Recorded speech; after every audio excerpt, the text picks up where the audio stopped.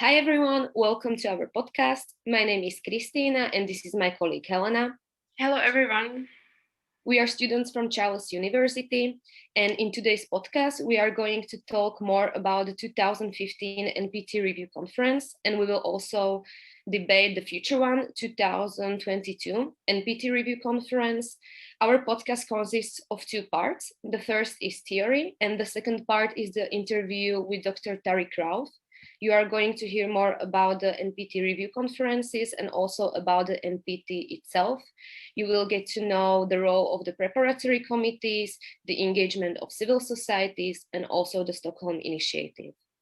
But for the theory part, Helena will begin with the introduction of the Treaty on the Non-Proliferation of Nuclear Weapons. Then I will tell you the basic information about the NPT review conference.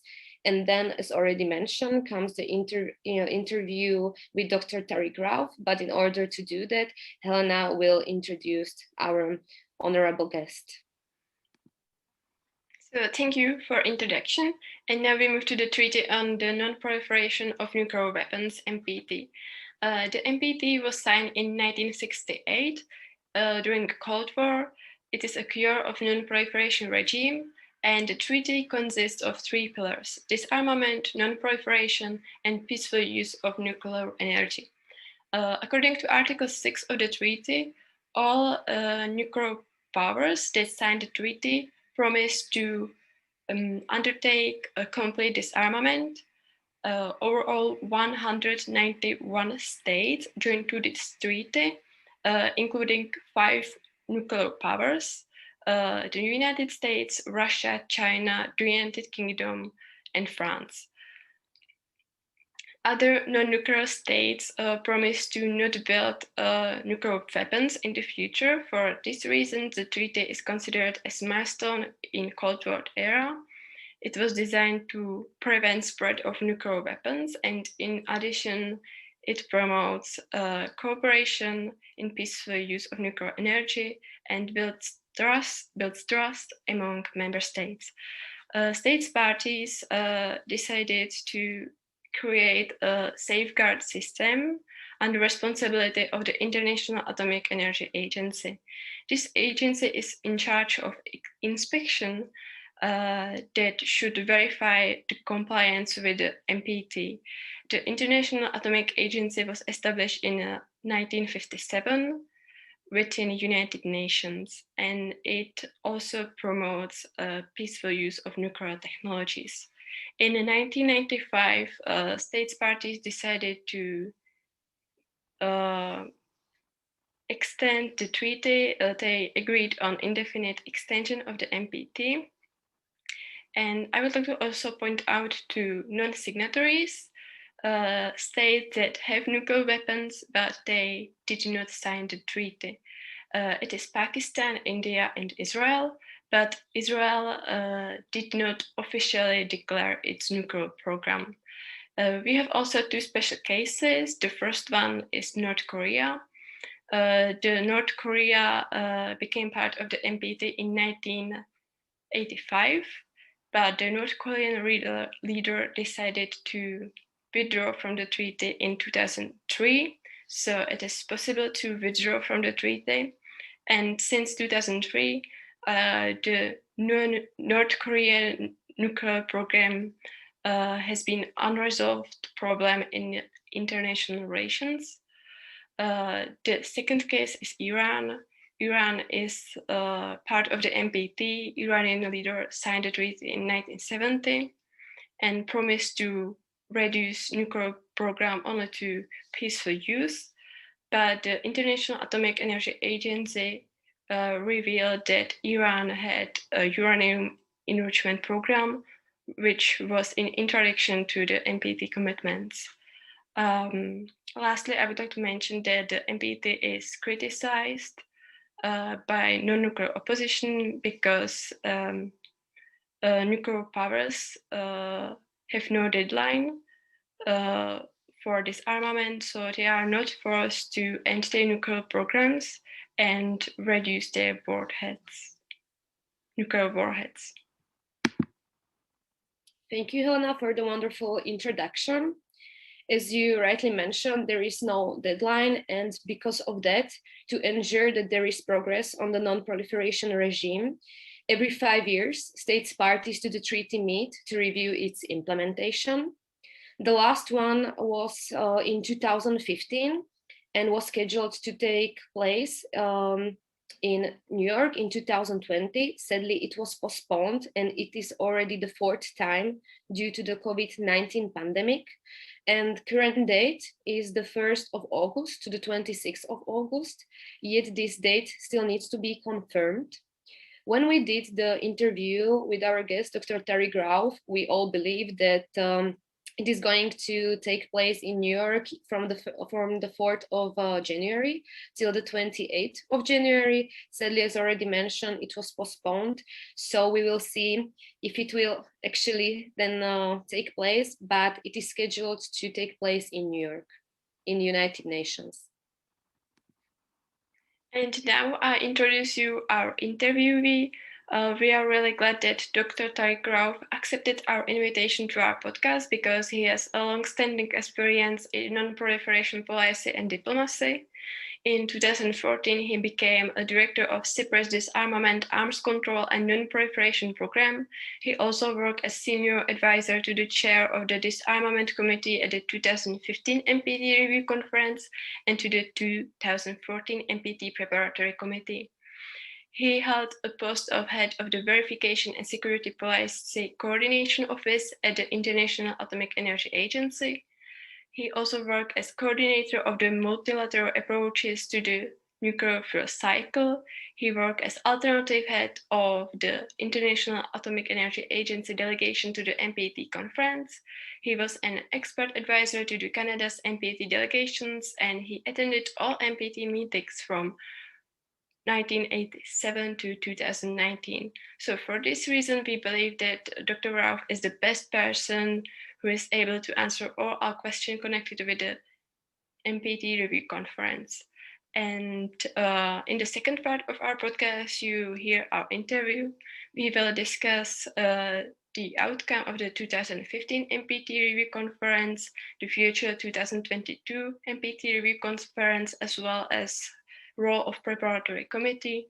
Our discussion includes the impact of civil society and the Stockholm Initiative on negotiations in New York. And we created a bonus episode. So if you are interested in NPT Review Conference, don't forget to watch it. And now it's time for our interview. Mr. Rauf, thanks again for agreeing to do this interview with us today. We are going to talk about NPT Review Conference, and we are going to mention the one in 2015, but the main core of our agenda is the one that is going to take place in New York from the 4th of January till 28th of January. And so just our listeners that know like how honored we are that you actually do this interview with us, because like as I'm looking at your CV, it's quite impressive, your career, that you were the head of verification and security policy cooperation at the International Atomic Energy Agency, where you also dealt with high priority verification cases involving Iran, Iraq, Libya, North Korea, South Korea, and Syria. And also in 2014, you became the director of SIPRI's Disarmament, Arms Control and Non-proliferation, and mostly you were also the senior advisor to the chair of Disarmament Committee at the 2015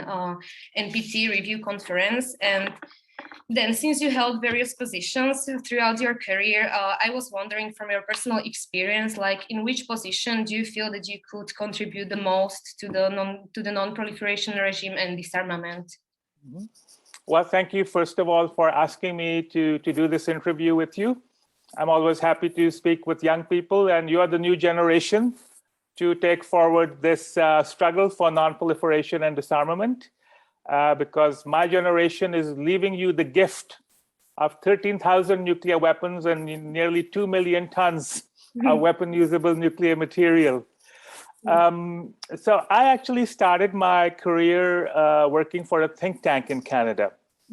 And at that time in Canada, as a member of the think tank, we also became members of the Canadian delegation to the NPT.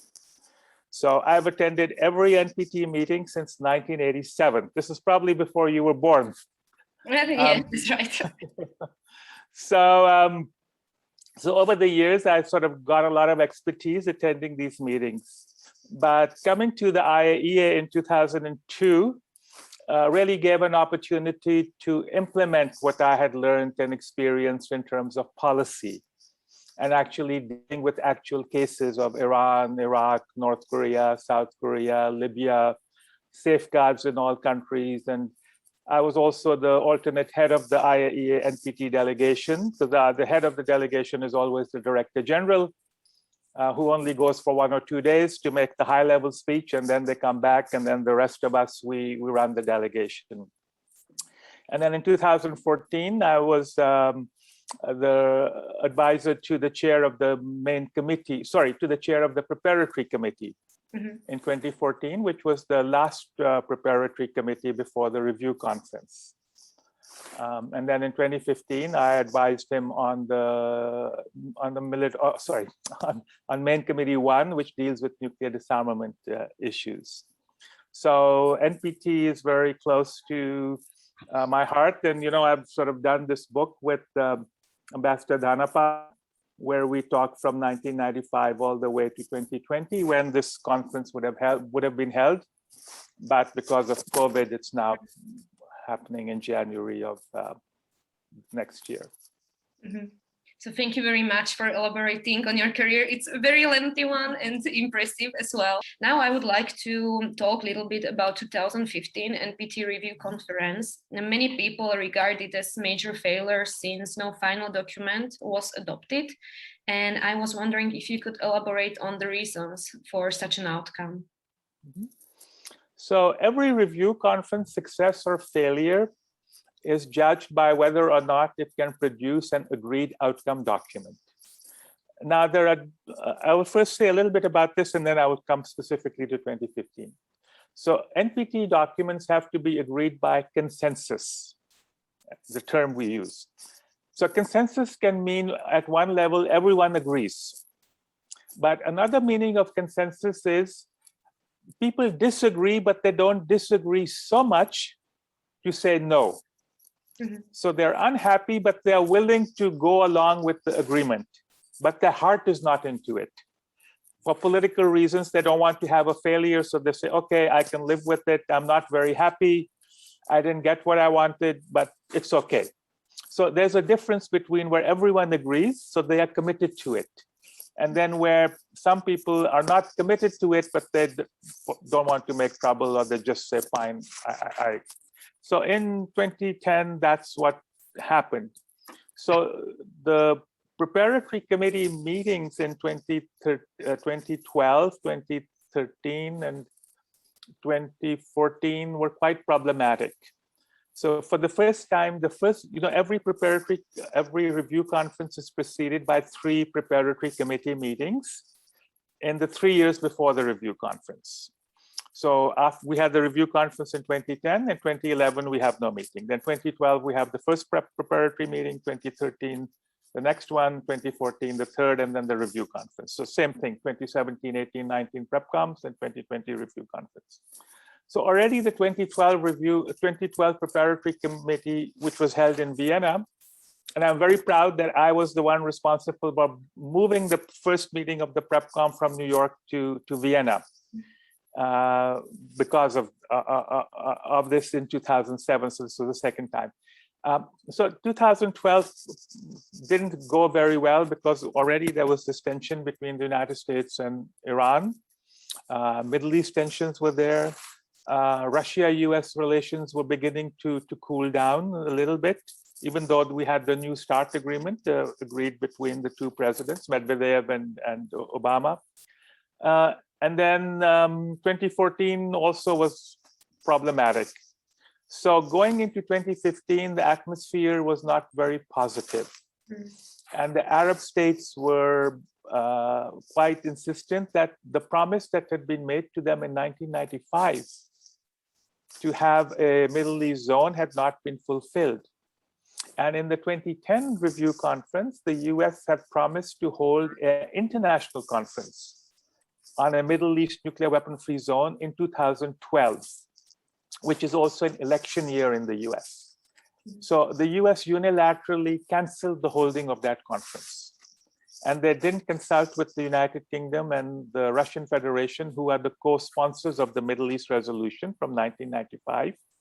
And also, as you know, they're the three depository states of the NPT. So this angered the Russians, and they said, you never consulted us about canceling this conference because we are together in this. It's not just you.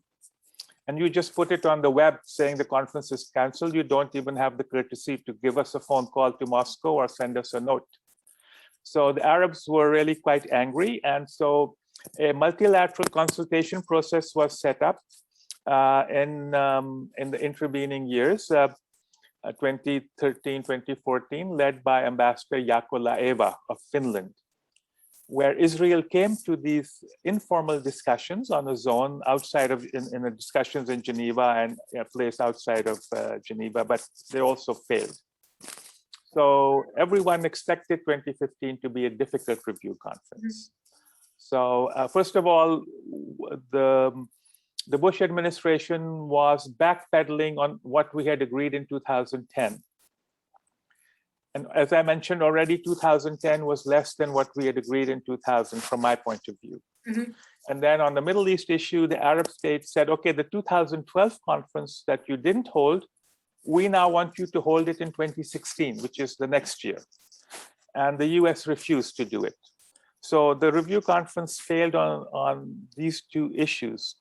Officially, it failed on the Middle East issue, because when the president of the conference, Ambassador Taous Faruqi of Algeria, she presented her compromise final draft, which mentioned this 2016 conference on the Middle East zone. The United States objected, and then Canada and the United Kingdom supported them. So that was the end of it. But also there was no real agreement on what we do with nuclear disarmament. People were very unhappy. So in some respects, several parties were actually relieved that 2015 failed because they didn't want to have the agreements on nuclear disarmament to be so weak going into 2020. But this is my point of view. You will find other people arguing quite the opposite. So you already mentioned the weapons of mass destruction free zone in the Middle East, and we know that Israel officially pursues a policy of Amimut. It means that they are very vague about possessing international nuclear weapons. And I wanted to ask you if you perceive this free zone as a more symbolic thing. And also, we know that one of the driving forces is Egypt, but isn't it a little bit ironic that they didn't even they are not part of the Chemical Weapons Convention, and they are these weapons, these are weapons of mass destruction in the same category? And what can be the reasons for this behavior of Egypt? Yeah, so the Middle East issue in the NPT and otherwise too is very complicated, and it's a whole discussion on its own. But the very first proposal for a Middle East nuclear weapon-free zone was put forward by the Shah of Iran in 1974. It was later joined by Egypt, and from a nuclear weapon-free zone, it became a weapons of mass destruction-free zone, WMD-free zone. And also, if you look at the NPT, they define in Article 9 what is a nuclear weapon state. A nuclear weapon state under the NPT is a country that has manufactured and exploded a nuclear weapon before 1 January 1967. Yeah. So why did they choose this particular date? Right? The reason for that is that in the June 1967 Arab-Israeli war, Israel activated its nuclear weapons because Israel for the first few days was on the brink of defeat. And so the Israelis said, well, if it seems that we will be defeated and it means the end of our country, this is why we had the nuclear weapons, so we will use it. And therefore, to make sure that Israel would not qualify as a nuclear weapon state under the NPT, they used this formulation, manufactured and exploded, and they did it in 1 January. So Israel couldn't come back. On Egypt's position, they joined the NPT as a non-nuclear weapon state, and they also have this peace treaty with Israel. They were the first Arab country. It was President Sadat and Prime Minister Begin who signed it, if you remember, with President Carter. So this is the Egyptian position. Doesn't mean I support it or I oppose it, but this is what the Egyptians say, that we signed the NPT and we signed the peace agreement with Israel, hoping that this would be sufficient motivation for Israel to join the NPT as a non-nuclear weapon state. The Israeli position, as the Israelis say it, they want peace first. They say, first give us peace. When we have 30, 40, 50 years of peace in the region and all Arab countries recognize Israel, then we will feel confident enough to join the NPT as a non-nuclear weapon state. Mm-hmm. The Arab position is exactly the opposite. They say, if you give up your nuclear weapons and join the NPT, then peace will come. So there are, two opposite sides of the thing. So it's very difficult for them to meet in the middle. Mm-hmm. So some of the critics say that for Egypt and the Arab countries, the Middle East issue has become more symbolic, as you said, rather than practical. And I think there is some truth to that. But then, as you know, in 2018, the Arab states managed to get this resolution in the General Assembly, whereby the UN Secretary General is mandated to hold a conference on this Middle East zone. And the first conference was held in November 2019. The second was supposed to be held last year, but postponed due to COVID, and it was held this year from, I think, 29 November to 3rd December. And they made some progress there, but the US and Israel didn't attend. Mm-hmm. So even though more countries have now agreements with Israel, Bahrain, Qatar, and the UAE, nonetheless, this nuclear issue and the WMD-free zone issue is a problem. Also, what the Egyptians say is that although we have signed the Chemical Weapons Convention and the Comprehensive Nuclear Test Ban Treaty, we will not ratify either of those until Israel joins the NPT. Mm-hmm. So Foreign Minister Nabil Fahmy, when he was foreign minister, he made this statement. Egypt will not join any new arms control treaty until Israel joins the NPT. So that's the way they argue. Mm-hmm. Oh, it's very difficult really to reach compromise. So thanks for elaborating on that. Thank you. And now we would like to focus on the Preparatory Committee because preparatory committees meetings take place before conference. So we would like to know what exactly happened during these negotiations. Could you please elaborate more on that issue, because our listeners probably cannot imagine what exactly happens there. Mm-hmm. So as we just mentioned a few minutes ago, every review conference in the 3 years before has a preparatory committee. So for 2020, we had one in Vienna, 2017, Geneva, 2018, New York, 2019. The first preparatory committee is always chaired by a representative from the Western group. So it was chaired by Netherlands, Ambassador Henk Cor van der Kwast. The second preparatory committee is always chaired by the Eastern European group. So it was chaired by Poland, Ambassador Adam Bogaski. And then the third preparatory committee is always chaired by the non-aligned. So it was chaired by Ambassador Muhammad Hasrin of Malaysia. And now the three chairs of the preparatory committees then also chair the three main committees in the review conference. So the chair of, so it's sort of interesting, it goes the other way around. The chair of main committee 3, NAM, chairs the main committee 1 on disarmament. Chair of preparatory committee 2, Eastern Europe, chairs main committee 2, safeguards, verification, Middle East. And then the chair of main committee 1 chairs peaceful uses. So the first PrepCom in 2017 actually held in Vienna was difficult, but it ended on a positive note. Even though the countries did not agree to the report of the chair, nonetheless, the chair, Ambassador van der Kwast, he took up a Canadian proposal from 1998, which in 1998 had been vetoed by the US in the preparatory committee. It was that every preparatory committee chair should issue a statement on the state of the NPT now. So this would be, what is the state of the NPT in May 2017? So the Dutch did it. So they issued a chairman's state of the NPT. So then Ambassador Bugaski in Geneva did the same, even though he also was not able to get countries to agree to his report, but he issued his own. So he built upon the Dutch statement and he issued his. And then Ambassador Hasrin in 2019 also did the same. So now we have this procedure established that even if the preparatory committee is unable to agree on its report, the chair has now started the practice on their authority to issue a short 2-3 page paper, 15-20 paragraphs, saying something about the different aspects of the NPT. Now, when the NPT was negotiated and opened for signature in 1968, the non-nuclear weapon states signing to the treaty had to do something immediately. Upon signing and ratifying the treaty, they had 180 days within which to negotiate a safeguards agreement with the IAEA and put all of their nuclear activities under IAEA verification. But under Article 6, as we discussed, of the NPT on disarmament, the nuclear weapon states only had to make their best effort to stop the arms race and negotiate in good faith, and there was no timeline.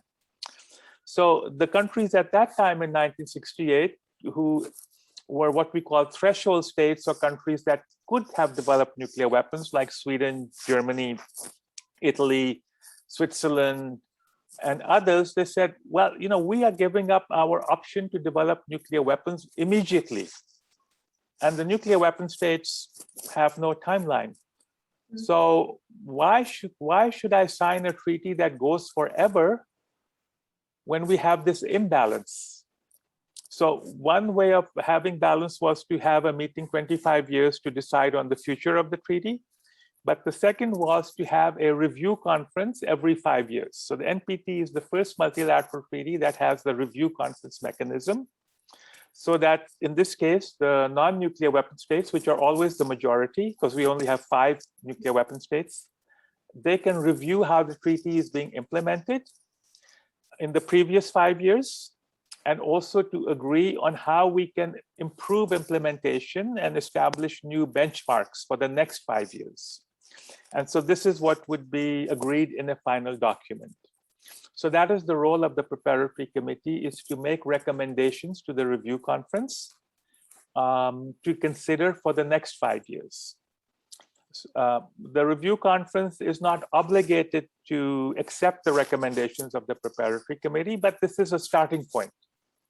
So they can start with something that all the parties have agreed. But historically, starting from the 1997 PrepCom, which was the first PrepCom after indefinite extension, the parties could not agree. So not a single preparatory committee has agreed on recommendations to its review conference. So states come and they make all these high-sounding statements of preserving the world from non-proliferation and so on, but then they cannot agree. And then one excuse is, well, we cannot agree on our final position because we can only agree on our final position at the review conference. And then people like me argue, yep, this is true, but this year you can agree on what is your position, and then next year you can revise it. Nobody is saying that this is written in stone, and you will be held to it. But this is just an excuse. So former Secretary General of the UN, Ban Ki-moon, he made this famous statement that the United Nations disarmament machinery is beginning to rust. You know, like metal rusts. Yeah. And he says, do not blame the review conference procedure, because everyone blames the review conference. So this is like, you know, a workman or a work person blaming his tools instead of blaming themselves for not knowing what they want to do, or you know, a driver blaming the car for the accident, but they don't know how to drive. So Ban Ki-moon said, the review conference reflects the international temperature. What is the temperature of relations between the big powers and other countries? So a review conference is like a thermometer. It is measuring the temperature high or low. But you cannot blame the thermometer whether it is too cold or whether it is too hot. So this is also an important thing for you to look at when you do your readings of people who write, who blame the review process. Oh, we couldn't agree because the process was not correct. So then people like me argue, you know, it doesn't matter if the shape of the table was round or square or rectangular, you still would not have agreed because your positions are so different and you are not willing to make a compromise. And every international negotiation has to have a compromise. But if every side digs in their heel that, you know, unless I have this, I cannot agree, then we have the situation that we have now. Thank you for your explanation. And now we move to the core of our interview, which is the 22 NPT review conference. So what are the main priorities in upcoming conference in January? So two are we already discussed. These are what we call the big elephants in the room, is nuclear disarmament and the Middle East issue. But we also now have another elephant in the room, and that is on the Treaty on the Prohibition of Nuclear Weapons. So frustrated from the 2015 review conference, and also starting in 2014, this humanitarian issue came up that we just discussed. And the International Committee of the Red Cross and Red Crescent in Geneva, which is composed of medical doctors, they did a global study. And their report showed that even if there were to be one nuclear weapon exploded today, no country can deal with the consequences.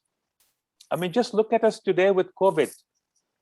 You know, in many countries, intensive care unit wards are filling up. That's why we have lockdowns, like in Austria. I don't know about in Prague.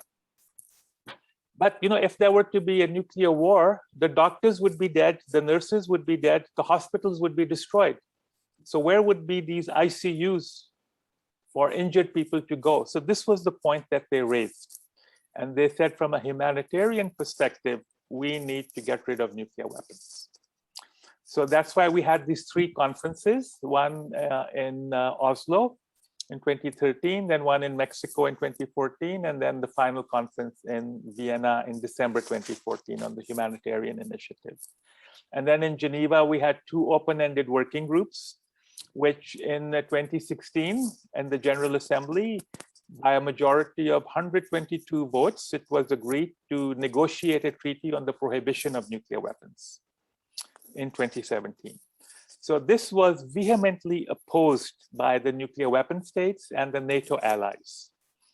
And there was a letter leaked by NATO where the US was telling all the NATO members to oppose the treaty on the prohibition of nuclear weapons. But nonetheless, the treaty was negotiated.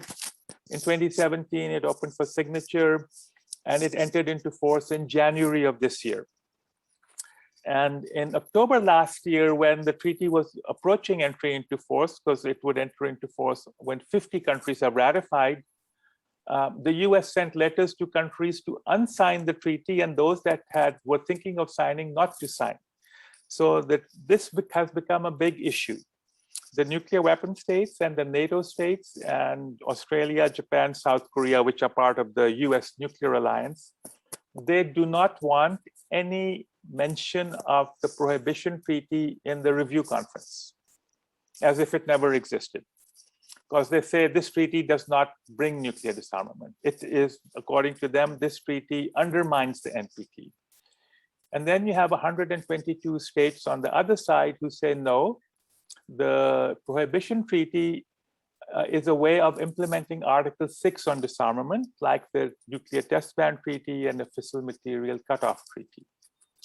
So there is this big divide on this. So we don't know how this will play out. Then the Middle East issue, even though we now have these two Middle East conferences in New York, people expect that the Middle East issue may not be a big problem in the review conference. But now, starting in 2018, for the first time in an NPT forum, the United States and the Russians started fighting with each other. In the past, they would fight in private. But in the NPT review conference, they would have a united front. But in this case, so already the relationship is not so good. So we don't know how this will work out. Mm-hmm. Thank you for your answer. And only one question. You mentioned a few obstacles during 2015 NTP review conference. Do you see any challenges for the oncoming conference in January? Yeah, so the nuclear disarmament is a big issue. We also have, because of Corona, the meeting space is limited. Not all delegations will be able to have all delegates in the meeting room. Civil society is not allowed to enter the United Nations building. So we really don't know.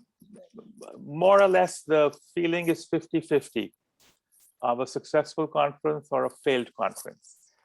Some people are thinking that because of COVID, people are becoming a little bit softer.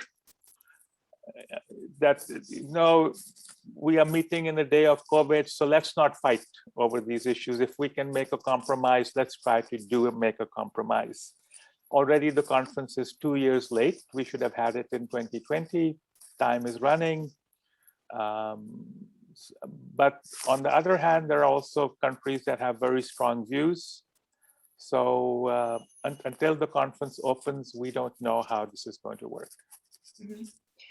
Before the outbreak of COVID, it was already we know that the NPT review conference was already postponed 2 times, but before 2020, there were the international environment was very uncertain and unstable due to 2 developments. And the one was the abandonment by the US of the Joint Comprehensive Plan of Action with Iran. And the second one was the meeting between US President Donald Trump and North Korean leader Kim Jong-un, and they were talking about possible denuclearization of Korean Peninsula.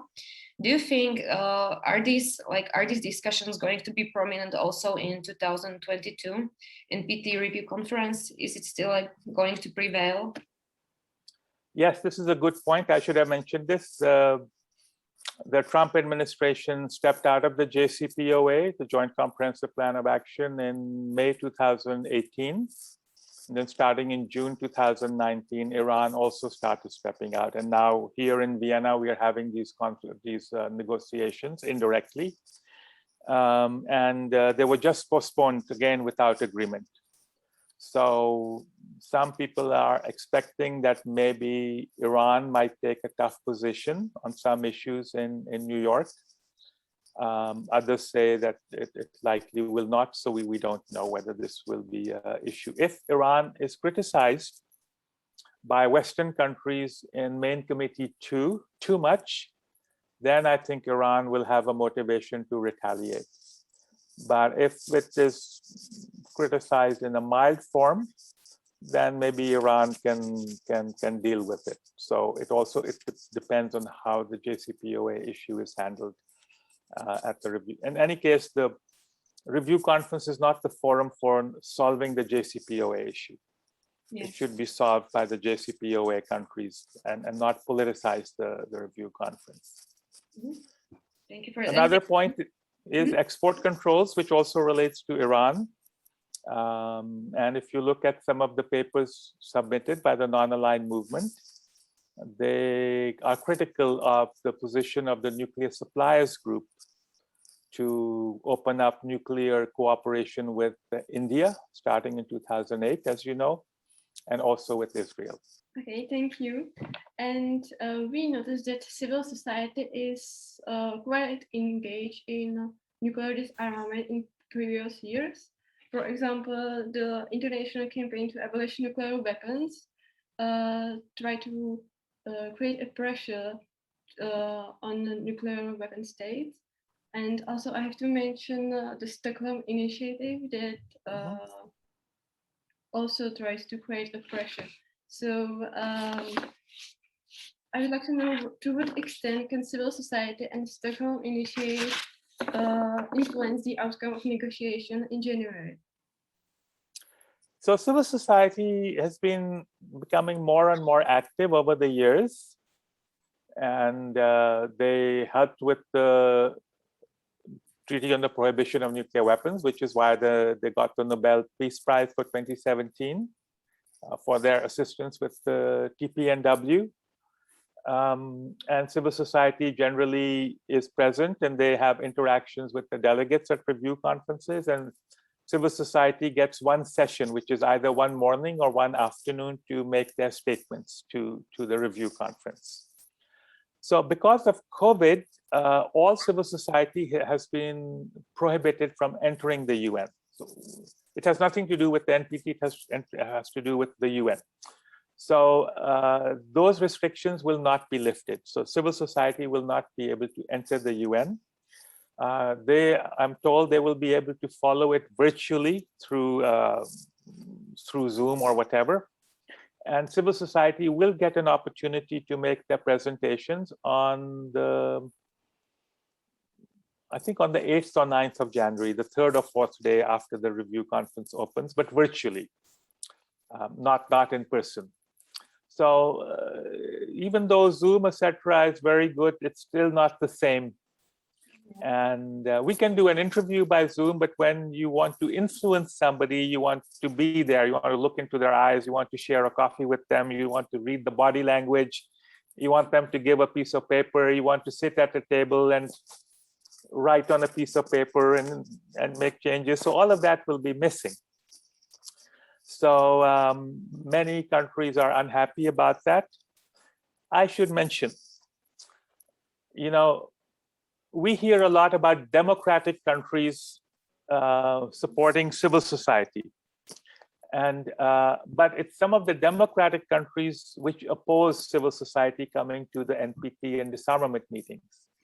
They support civil society going to human rights meetings because there they can beat up on which countries on human rights.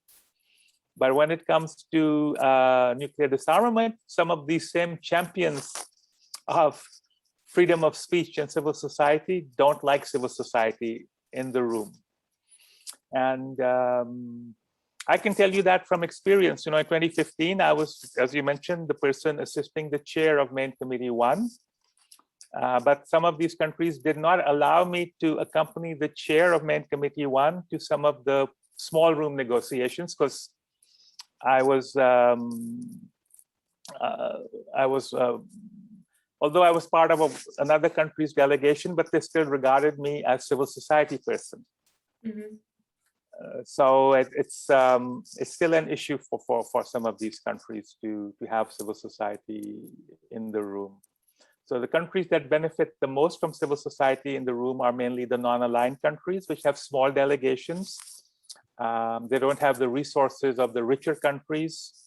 And many of the richer countries and the bigger countries, you have people in the foreign ministries who only work on disarmament issues. So over the years, they have institutional memory. Whereas in many smaller countries, people work on disarmament, then they are posted to something else, and then they come back, so they don't bring the same capacity. So that is a handicap that they have, which civil society helps fill for them by producing all these documents, for producing their analyses, and so on. So in addition to ICANN, there's also WILF and Reaching Critical Will, which is the Women's International League for Peace and Freedom, is WILPF, which is more than 100 years old. And since you two are women, and women are underrepresented in disarmament issues, you should look at the WILF and the Reaching Critical Will webpage. And they actually put up documents and statements at the NPT review conference quicker than the US. So many delegations rely on the Reaching Critical Will website to get access to documents and statements. And then reaching critical will, every day they produce a summary of the previous day. And many diplomats go at 9 o'clock to get that summary, and then they copy it and put it in their report to their bosses at home. But they don't tell them that they copied it from a civil society person who wrote the report. Thank you. Could you more elaborate on the Stockholm Initiative and its influence of anchoring conference? So the Stockholm Initiative was created to provide inputs for the 2020 review conference. Many of the countries in the Stockholm Initiative are the same as in the Non-Proliferation and Disarmament Initiative, which was created earlier, I think, for the 2010 review conference. So the Stockholm Initiative is calling for stepping stones to nuclear disarmament, which is another way of packaging the Western position, which is building blocks to nuclear disarmament or step-by-step approach. So the non-aligned view is to have a treaty banning nuclear weapons. But the Western approach traditionally for 20, 30 years is step-by-step approach. So after the NPT was indefinitely extended, the next step was to get the Comprehensive Nuclear Test Ban Treaty, which opened for signature in 1996, but now 25 years after, it is still not in force, as you know.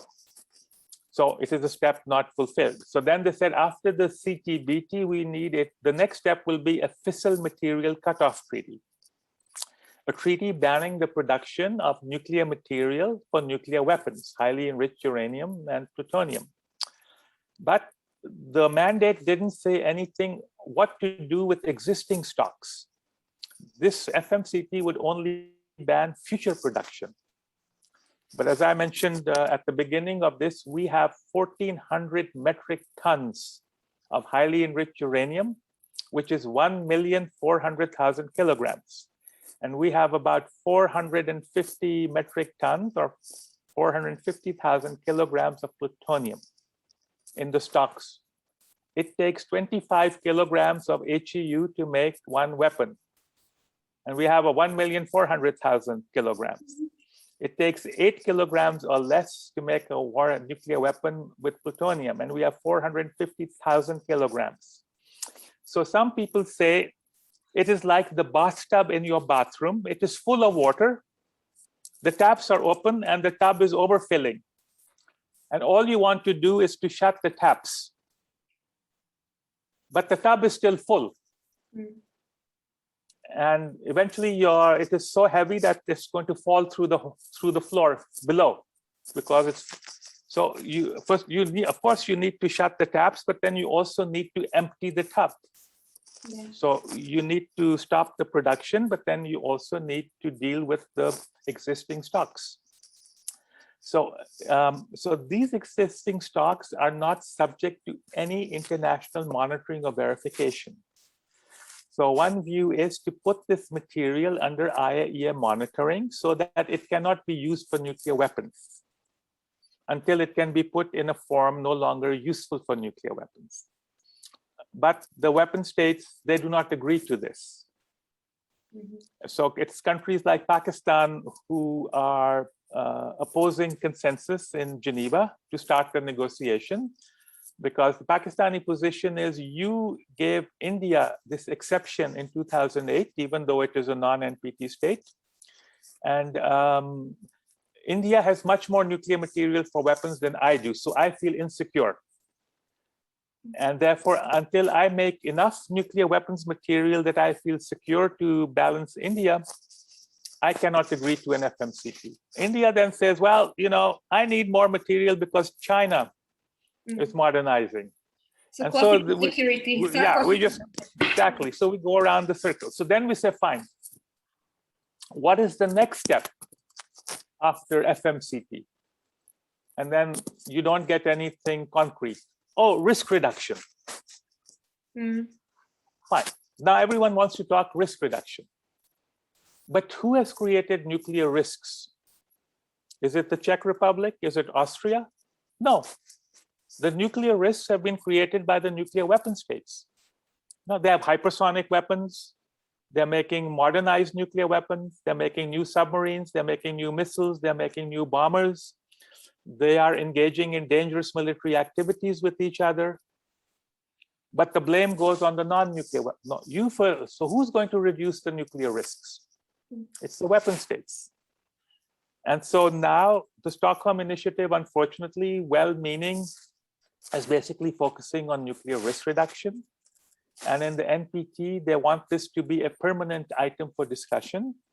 And in the NPT, to set up a sort of a committee or subsidiary body that at every meeting will discuss risk reduction.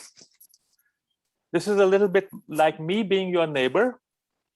And you have a gun and I have a gun. Maybe your gun is bigger or my gun is bigger, and we both agree. We keep our guns, but maybe we put them under the chair and we don't put them in our lap. But the threat is not, the threat is from the weapon. It's not from the person. My last question just would be, what do you think is going to be, which pillar of the NPT treaty is going to be the most challenges, and which one do you think is underdeveloped, that it could be done much more than it's currently? Well, it's always pillar one, disarmament, that is always the issue. So review conferences that have failed or succeeded have succeeded or failed because of pillar one. Mm-hmm.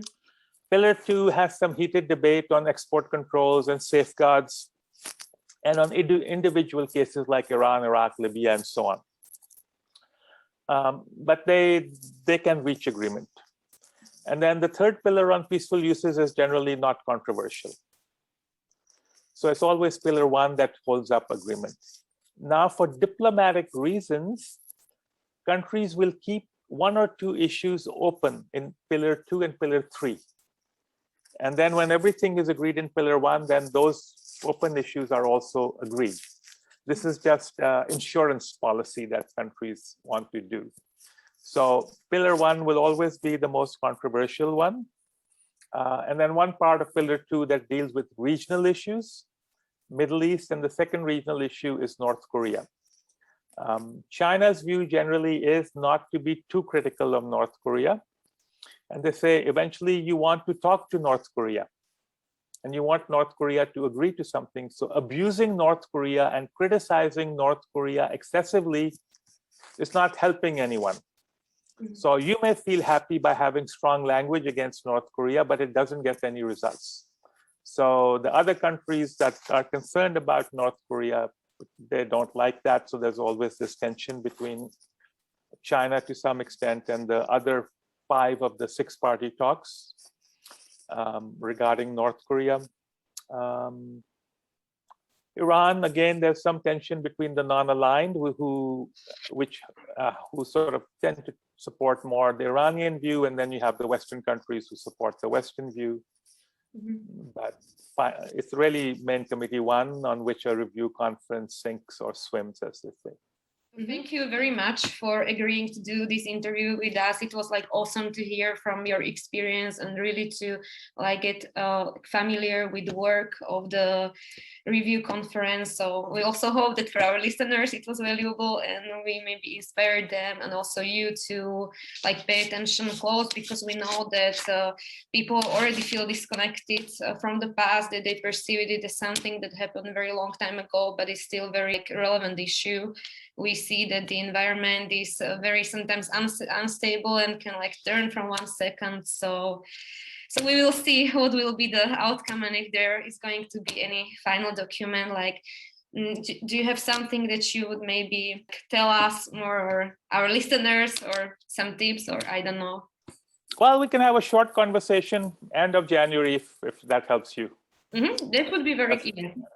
We can discuss what happened, or success or failure.